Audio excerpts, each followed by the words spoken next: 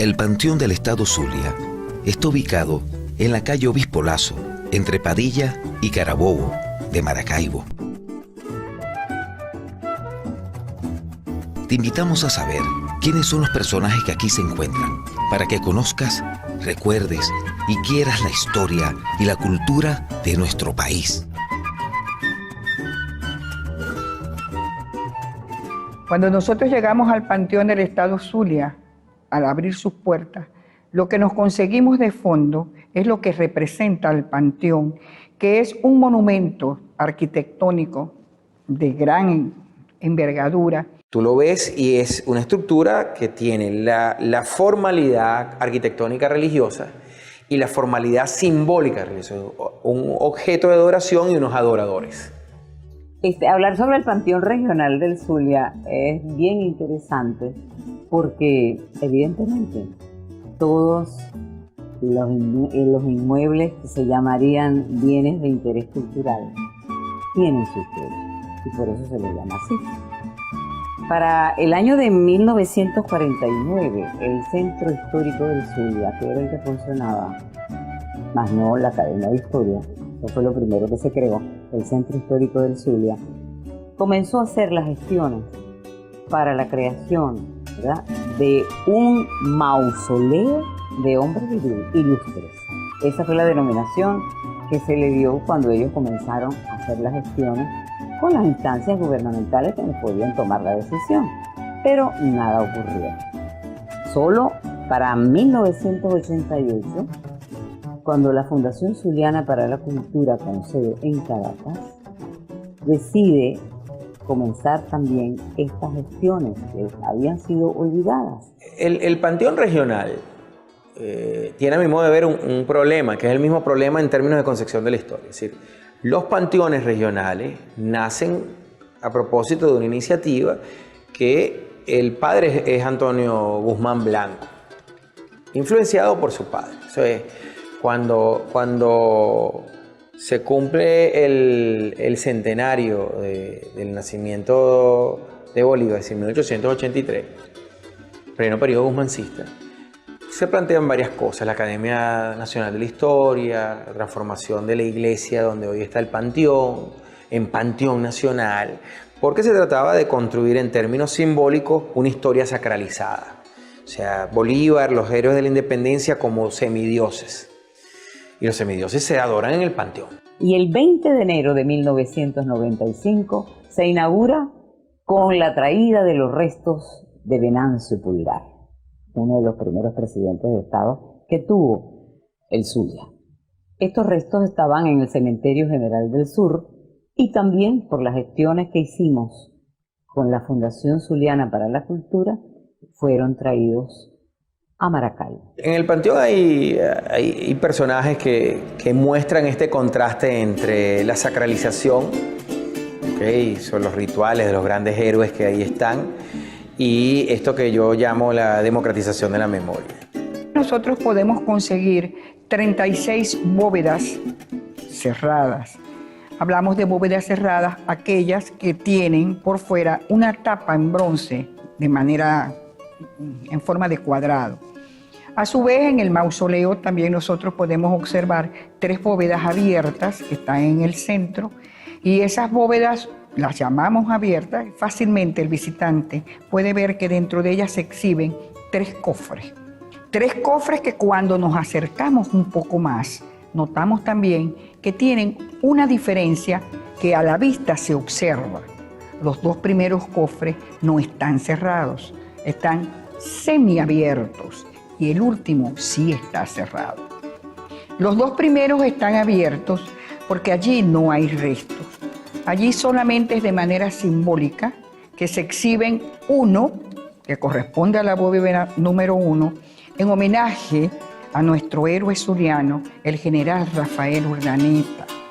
Rafael Urdaneta es un prócer de la independencia que participó en batallas, en asaltos para consolidar nosotros nuestra independencia. Amigo fiel del Libertador, se dice que el soldado que él tuvo más sereno, más leal. Con Urdaneta pasa lo que pasa con la mayoría de los protagonistas del proceso de independencia. En términos Hay un autor ruso que se llama Plejanov. Plejanov decía en un texto el papel del hombre y el individuo en la historia. Decía que el hombre es parte de la historia. Urdaneta fue parte de una historia. Con Urdaneta se repite aquella frase de Ortega y Gasset que es el hombre y sus circunstancias. Urdaneta es parte de una élite propietaria en una región estratégica como es la provincia de Maracaibo, con una importancia comercial extraordinaria, y su familia es una familia propietaria, una familia criolla con propiedades y con vínculos. Eso te explica porque, por ejemplo, la educación de Urdaneta es en Colombia, completada en buena parte en Colombia. Y Urdaneta es, primero, un hombre que vive su tiempo, y como hombre que vive su tiempo, vive la crisis del siglo XVIII al siglo XIX, y lo que eso significó desde el punto de vista de identidades políticas. Y por lo tanto, Urdaneta es un hombre que decide asumir la circunstancia histórica y decide no contemplar y sentarse a contemplar cómo la historia le pasa por un lado, sino que asume, en esa condición de hombre que vive su época, asume la necesidad de incorporarse a un proceso político de amplia discusión. Él se caracterizaba por su serenidad en todos los actos, hasta en plena batalla, pero peleaba como un demonio, al decir del mismo Páez. Y eso porque tuvo la oportunidad de verlo en una batalla de los Llanos, en el Yagual, la batalla del Yagual, donde peleó él, siendo general, a las órdenes de Páez.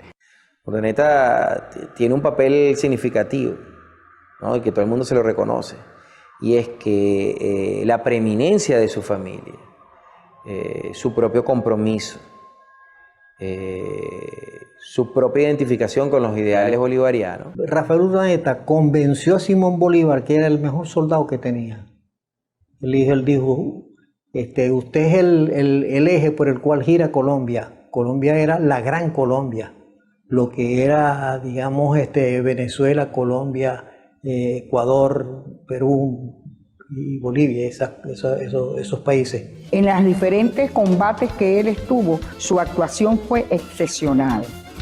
Tan excepcional que el Libertador lo llamó el brillante. Para Urdaneta, la patria estaba por encima de todo, hasta del sentimiento familiar. Él abandonó todo por servir a la patria y no tuvo descanso. Después de Bolívar, en Venezuela y la Nueva Granada, no se puede nombrar a otro héroe. Cuando hablamos de las glorias patrias, tenemos que decir Bolívar y Urdaneta.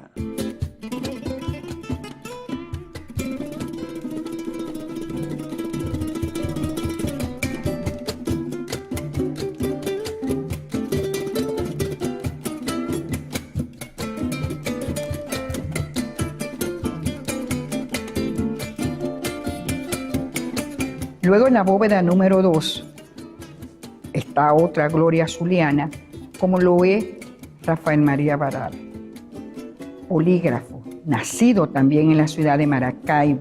Rafael María Baral es lamentablemente un gran desconocido.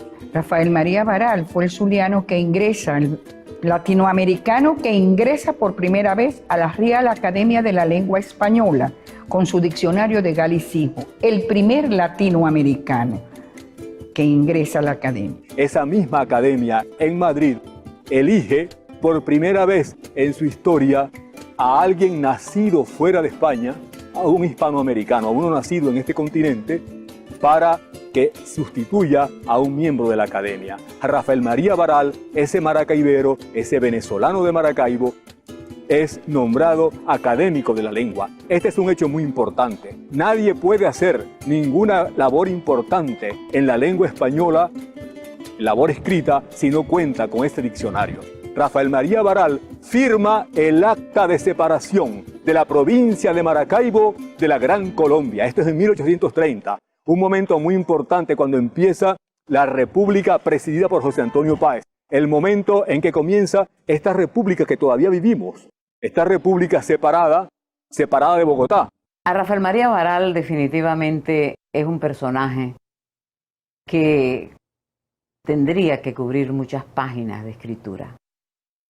Es lo que se llama un ser tocado por la naturaleza o tocado por Dios, porque tuvo muchas disciplinas en cuál de ellas no se destacó. Baral fue un intelectual, un humanista de primera dimensión. Rafael María Baral no llega viejo cuando hace todas esas cosas. La importancia de Baral es tal para nosotros como república, como venezolanos, nosotros hispanoamericanos, nosotros habitantes de esta parte del mundo, tenemos que estudiar nuestra historia todos los días, conocernos a nosotros muy bien para poder emprender cualquier acción en beneficio de nosotros como colectividad reunida bajo el nombre de República. Tenemos que conocer más acerca de nosotros. Ya dijo Ular Pietri que nosotros no éramos unos advenedizos congregados alrededor de una torre de petróleo, sino un pueblo con raigambre histórica.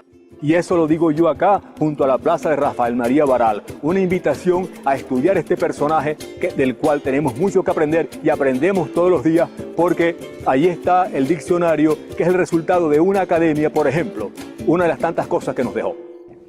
Estas dos glorias, como les dije anteriormente, tienen colocados dos cofres semiabiertos, porque sus restos no están acá. Sus restos reposan en la ciudad de Caracas, en el Panteón Nacional.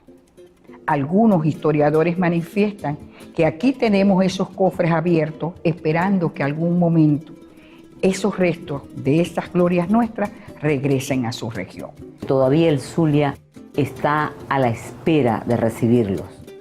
Seguimos y nos desplazamos hasta la bóveda número 5. En la bóveda número 5 se encuentran los restos del general Juan Nepomuceno Santana. Él fue general, fue prócer de la independencia, secretario privado del Libertador. En la bóveda número 6 nosotros podemos observar que están los restos del capitán Anselmo Belloso Rodríguez. El capitán Anselmo Belloso Rodríguez, prócer de la independencia, estuvo presente hasta en la batalla naval del Lago, la batalla que sella definitivamente la independencia de Venezuela. Acompañó al Libertador a Potosí cuando se hizo la creación de Bolivia, de ahí que su nombre está inscrito dentro de uno de los fundadores de Bolivia. En la bóveda número 7 están los restos del teniente José de Jesús Infante, quien también fuera prócer de la independencia. Como dice nuestro himno, no solamente peleó por la independencia nuestra, sino que con sus armas siguió al confín, como dice el himno. José de Jesús Infante fue un maracaibero que perteneció al batallón Numancia, que era realista, que fue hacia el sur y lo tenían como una joya militar los realistas en el Perú. Él siguió hasta acompañando a Antonio José de Sucre y participando hasta en la batalla de Ayacucho, que es la batalla que sella definitivamente la independencia de los países suramericanos. Él participó atendiendo ciertas instrucciones secretas de Bolívar a través del espionaje militar, que es una institución en los ejércitos, que hizo cambiar de parecer a los miembros de ese batallón, que eran casi todos maracaiberos y coreanos. Y entonces Bolívar le dio el nombre a ese batallón Numancia de Voltígero. José Escolástico Andrade es un general que, así como Urdaneta es glorioso, él también lo es. José Escolástico Andrade fue hasta fundador de la policía regional que tenemos acá. José Escolástico Andrade es un oficial que estuvo en la batalla de Carabobo, un zuliano que estuvo en la batalla de Carabobo y en muchas acciones. Y luego participó en Ayacucho, en esas batallas del sur. José Escolástico Andrade acompañó hasta Libertador en esa célebre entrevista con San Martín. Él fue el testigo de excepción, que se dice que de esa entrevista de los dos libertadores no se supo nada, porque a él le pidió el Libertador que guardara silencio, y el silencio lo guardó hasta su tumba. Que tuvieron Bolívar y San Martín, además de lo que salió oficialmente, y que le dio Bolívar: lo que va a oír no lo puede decir usted ni a su madre, llevárselo a la tumba. Y que se murió José Escolástico Andrade, y nadie sabe el pleito que tuvieron Bolívar y San Martín. Estos tres personajes, todos tienen una historia que debería ser bellísima para darla a conocer en las instituciones educativas y en las comunidades, porque no solamente son las instituciones educativas. Personas que dieron con su participación en la vida ejemplos en favor de la patria, que se sacrificaron, que fueron a ir a una batalla, ya ofrendar la existencia. Ahí se puede dejar la vida, hasta los jefes pueden dejar la vida allí, los de mayor jerarquía. Y estos hombres, no una vez, sino varias veces ofrendaron su vida, y algunos hasta heridos, juraron heridas, resultado de batallas, abandonaron los bienes familiares por la lucha a favor de la patria. Y eso es un ejemplo para las nuevas generaciones. Mi corazón es un templo donde una virgen se adora. Mi pecho más la tesora, si lejos de ella me encuentro. Entre una lluvia de flores se pasea una princesa y San Juan de Dios le reza cánticos de poesía. Yo la vi que sonreía, placentera y satisfecha, por la gran calle derecha a mi pueblo bendecía. Entre una lluvia de flores se pasea una princesa y San Juan de Dios le reza cánticos de poesía. Continuamos y vamos ahora a la bóveda número 8, donde se consiguen los restos de Ricardo Aguirre, el monumental de la gaita. Personaje que es más contemporáneo, todavía tenemos muchas personas que lo conocieron. Tenemos a su esposa, vive todavía, sus hijos. Todos sabemos la huella que nos dejó Ricardo. Él era maestro de escuela, y después lo nombraron director de una escuela, supervisor de una escuela, y así de ahí fue donde se mató.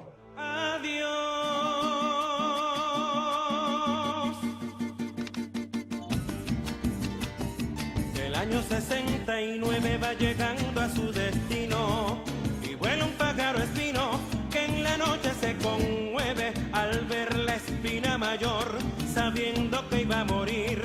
Su canto se dejó oír, todo el pueblo lo escuchó. Y lo más relevante para mí, que falleció cuando tenía solamente 30 años, una persona totalmente joven. Yo me pregunto, ¿qué habría hecho Ricardo Aguirre por la gaita si hubiera continuado vivo? Ricardo Aguirre para nosotros representa la figura icónica de, digamos, desde la década de los años 50 hasta esta fecha. No obstante, Ricardo, el monumental, aparece en el medio gaitero durante los años 60, principios de los años 60, concretamente en el año 64 con los Cardenales del Éxito, donde hace justamente su debut como gaitero profesional, si así lo podemos llamar. Ricardo viene, chicos, a representar ese monumento de hombre dentro de la gaita, ¿no? Su voz, su presencia, su carisma, su tesitura, un bajo profundo. Sabemos que en la escala de lo que es la tesitura de los intérpretes, de los cantantes, él era barítono, porque era capaz de llegar al tono más bajo, pero también de alcanzar un agudo bastante alto, y eso le daba, digamos, un matiz como de fenómeno, de cosa extraña por hacer cosas tan maravillosas como las que él nos hizo, sobre todo cuando nos dijo una vez: un pueblo noble y creyente. Y entristece la penumbra en su dolor, casi se esconde de su sol, como apenado por el olvido en que se encuentra su región. Siendo la gran capital de un estado prominente. Los aportes que dio en términos de transformar la gaita, que era, como ustedes saben, una práctica antropológica, cultural, muy hogareña, muy propia de la idiosincrasia de la Cuenca del Lago, de transformarlo en un hecho nacional, reproducido, cantado, ampliado, implica tanto valor como el que pueda tener Urdaneta, en mi criterio. Hizo que la gaita trascendiera fronteras, que no solamente lo conociéramos aquí en el Zulia, sino que fuera conocido en todo el territorio nacional y hasta internacional. Le hizo cambios significativos a la gaita, le incorpora otros instrumentos. Es decir, ¿qué podemos y qué no podemos decir de Ricardo Aguirre? En la gaita, 7 años apenas, un trayecto recorrido muy poco en el tiempo, pero cuánto aporte nos deja con su manera de hacerla, de interpretarla, de innovarla. De igual manera, cómo representa una escuela para todos nosotros, cómo representa la verdadera identidad de la gaita, su voz profunda, su canto, su poesía, su alegría. Él nos dejó muchas gaitas, no una. Fueron una gran producción. Ricardo iba del canto más profundo y poético hasta la alegría más jocosa. Es decir, nos hizo una Maracaibo marginada, pero nos hizo el cachicamo, la voz del cachicamo. Es decir, que era un gaitero tan versátil, capaz de cantar cualquier cosa. Su prosa, su propuesta gaitera, su voz, las letras de esa gaita, la grey zuliana. Nos hizo nada más y nada menos lo que ha simbolizado para todos nosotros como el himno de la gaita, la grey zuliana. En todo tiempo, cuando a la calle sales mi reina. Todo tiempo cuando a la calle sales mi reina. Tu pueblo amado se ha confundido en un solo amor. Amor inmenso, glorioso, excelso, sublime y tierno. Su imagen inmensa ya ha cobrado matices de eternidad, de gloria. Está entre los grandes del Estado, uno de los más grandes de la gaita, y está entre los grandes de nuestro país. Para nosotros ha sido de mucho agrado, ha sido una gran satisfacción como colectivo, el pueblo zuliano, de que Ricardo esté en el panteón regional. ¿Por qué? Bueno, porque es que los grandes tienen que estar en los lugares grandes. Y para nosotros un panteón simboliza la grandeza de los hombres, ¿no? Porque reposan justamente los grandes hombres en esos escenarios.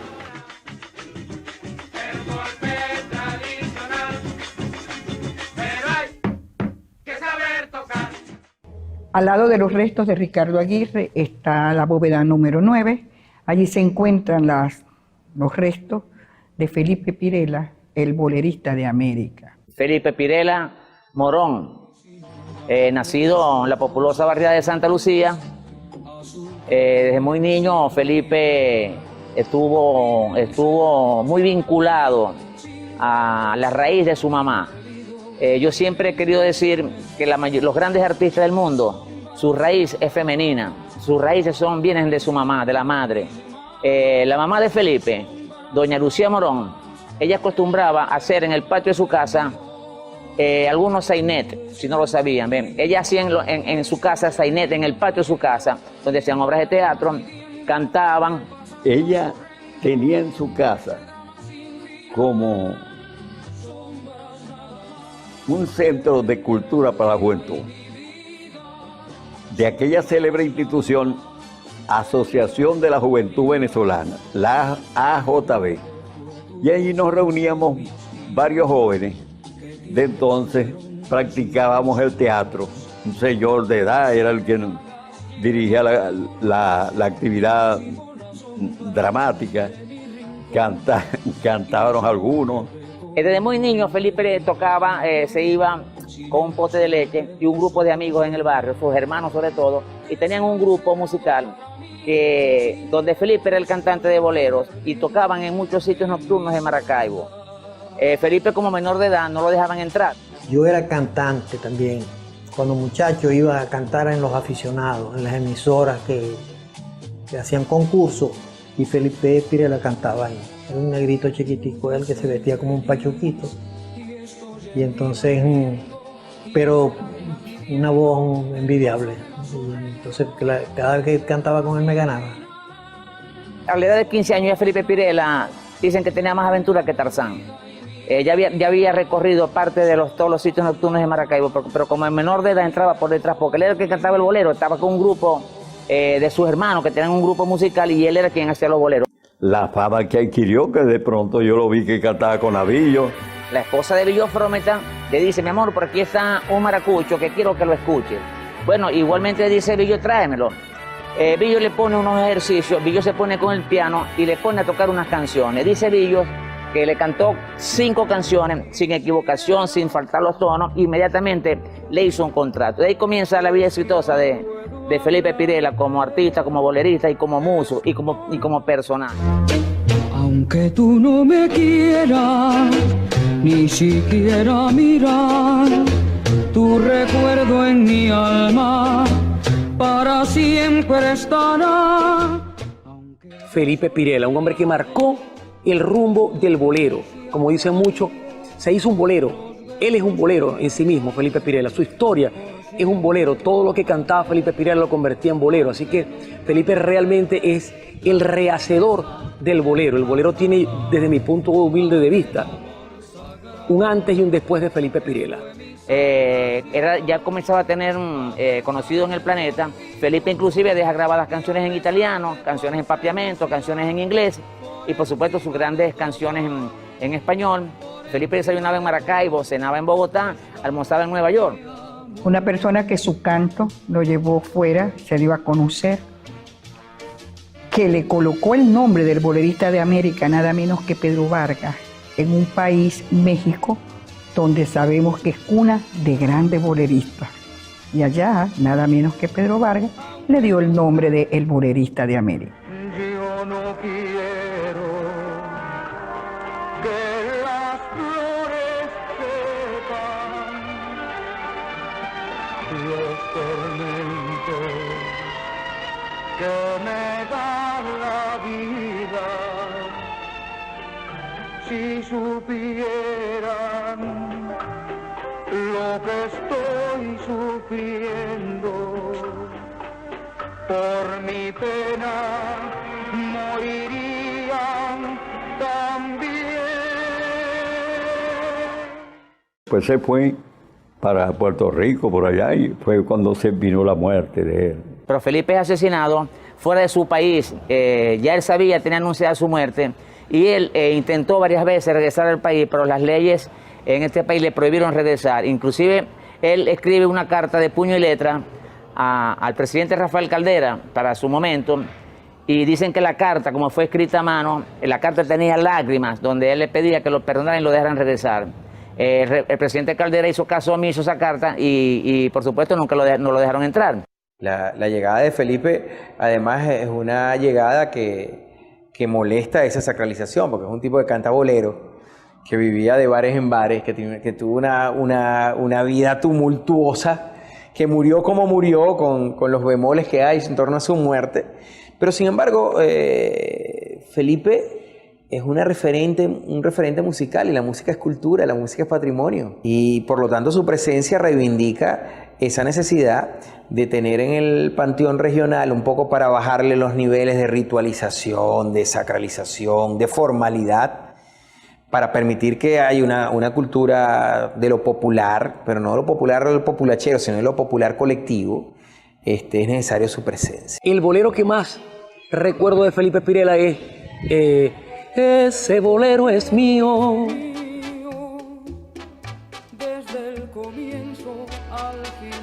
Con esa música se enamoraron cantidades de personajes nuestros, cantidades de venezolanos. Yo soy uno de esos personajes que soy hijo del bolero. Y ese personaje que se convirtió en el bolerista de América, se convirtió en el bolerista de América porque recorrió todo el Caribe llevando la bandera venezolana y la bandera zuliana. El 2 de julio, por cierto, se instituyó como el Día Nacional del Bolero en homenaje a Felipe Pirela.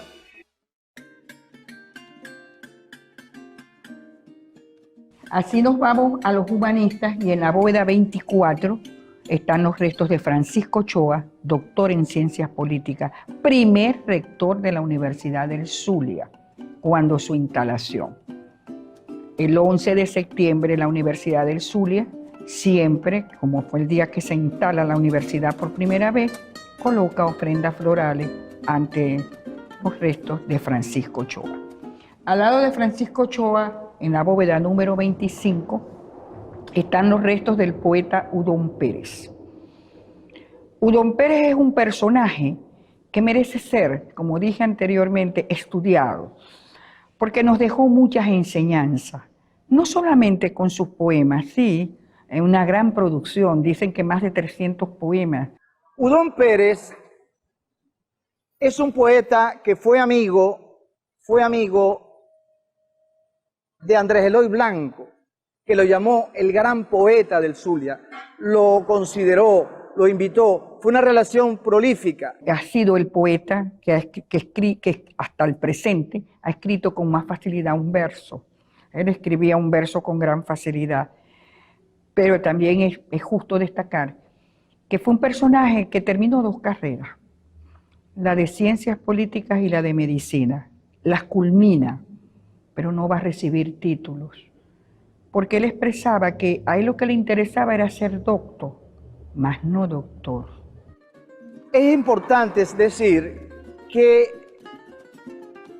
no solamente fue un hombre dedicado a la poesía, que Udón Pérez también hizo periodismo, que fue un hombre que se comprometió fuertemente con la creación de una universidad para el Zulia. El día que se inaugura la Universidad del Zulia, Udón Pérez no solamente recita un hermosísimo poema, sino que ahí conoce a la mujer de su vida, con la que se casa, con la que va a tener sus hijos. Él lo que necesitaba era el conocimiento que daba el estudio. Un título no, que es lo que te da la cualidad de doctor. A él el título no era importante, porque él no iba a ejercer realmente esas 2 carreras, porque lo que era poeta. Pero él entendía que si no se tiene conocimiento, tú no puedes hacer tu obra hermosa.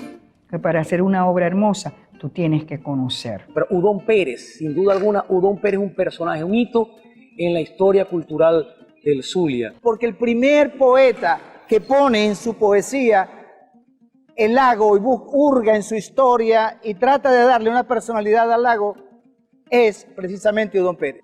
Udón fue el que compuso la letra del canto que representa al zuliano, el himno al Zulia. Himno al Zulia, porque también a veces escuchamos que dicen sobre Palma. El himno al Zulia nunca se ha llamado sobre Palma. El himno al Zulia es el himno al Zulia. Así envió la composición el poeta a concurso.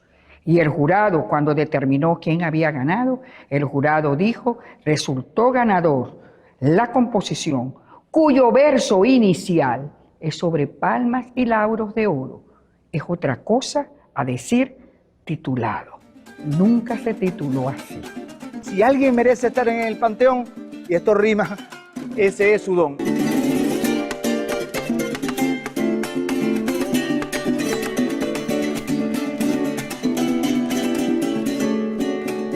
Al lado de Udón Pérez están los restos en la bóveda número 26 de José Antonio Chávez.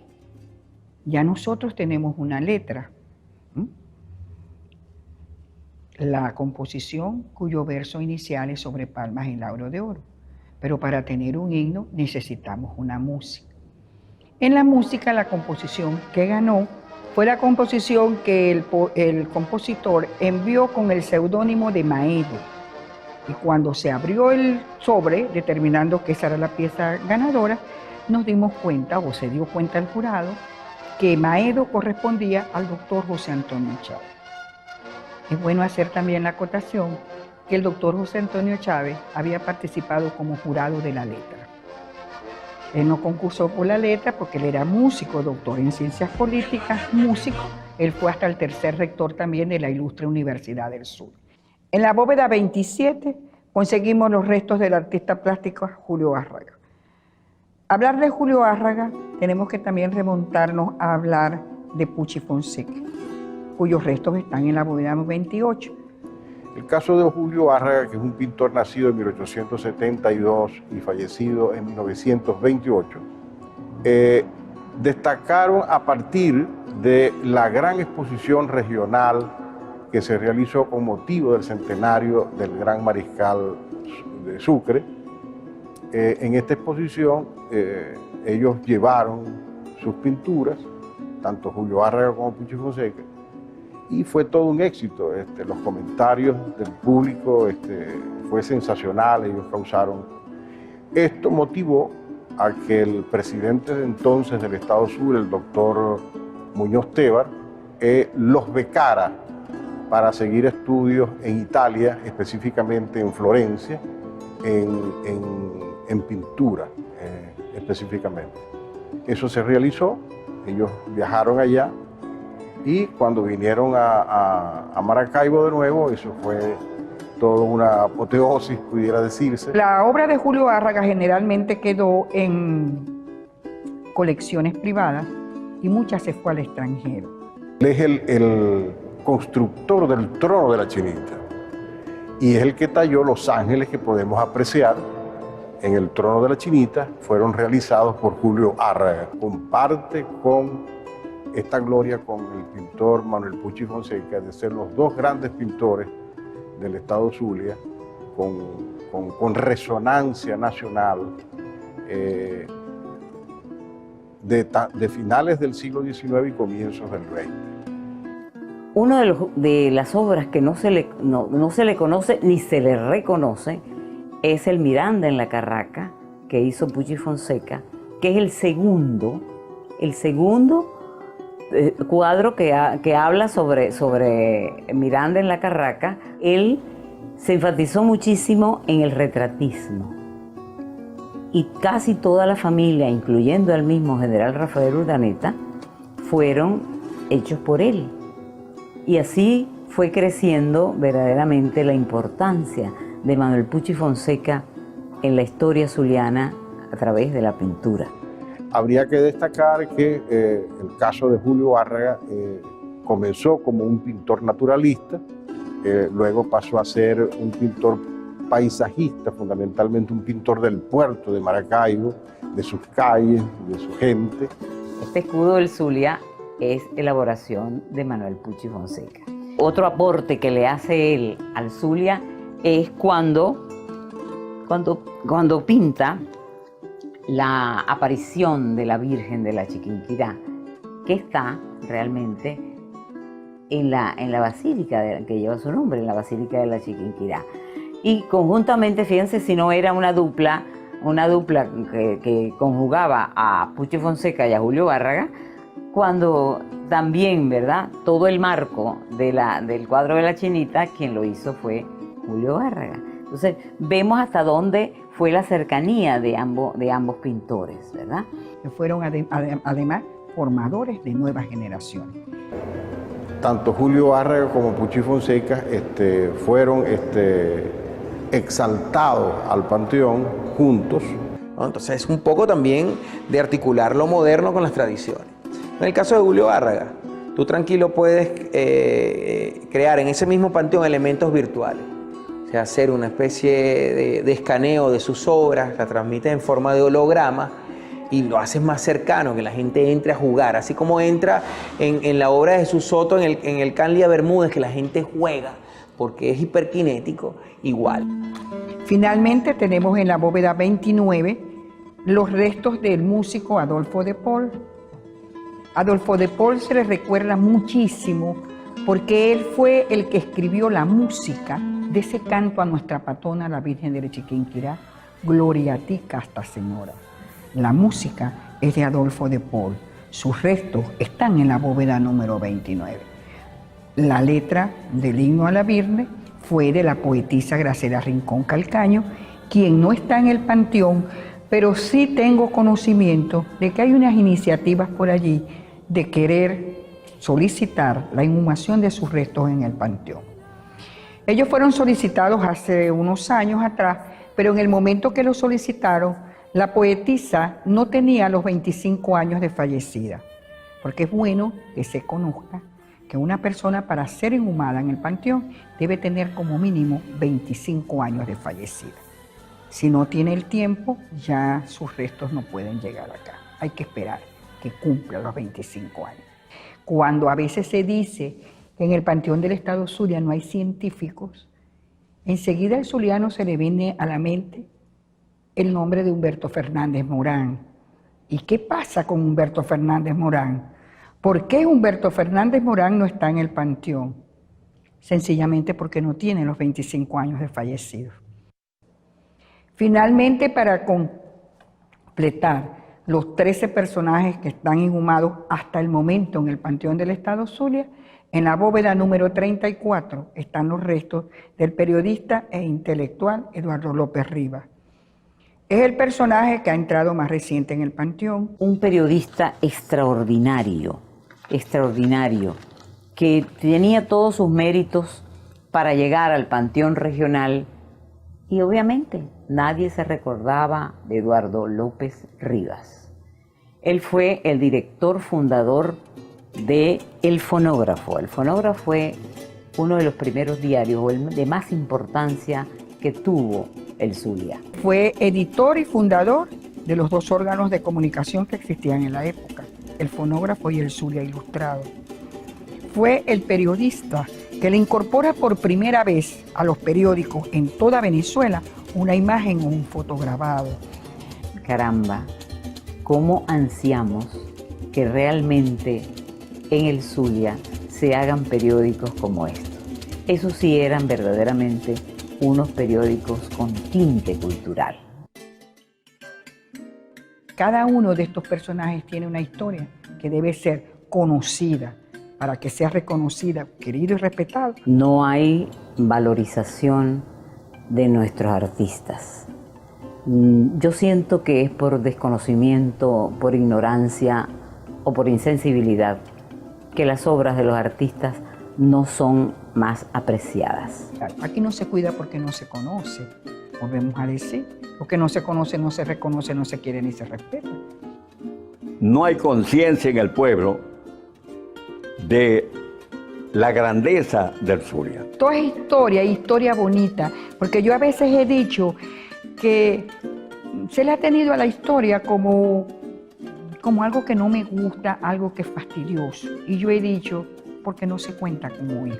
Si se cuenta bonito, yo estoy segura que hasta a los niños les va a encantar. Creo que lamentablemente con todos los personajes que están ahí en el panteón, está la idea de que están ahí por su importancia en términos mitológicos, sacralizantes, y no hay una popularización. Vamos a formar, y vamos a formar en todos los sectores, no solamente aquí, no todo, pero es que te digo, desde el panteón las actividades son para toda la colectividad. Yo idealizo un gran panteón más amplio que ese y dividirlo en secciones y en cada renglón, en cada aspecto, colocar a aquellos que se distinguieron y que en verdad merecen ser recordados de manera permanente. Esa sería mi idea, ¿no? Que se acerquen al panteón, que aquí hay entrada gratuita para todo el mundo. Aquí no se cobra para nada. La gente solamente tiene que tener el interés y el deseo de querer venir a conocer lo nuestro para querer más nuestra región.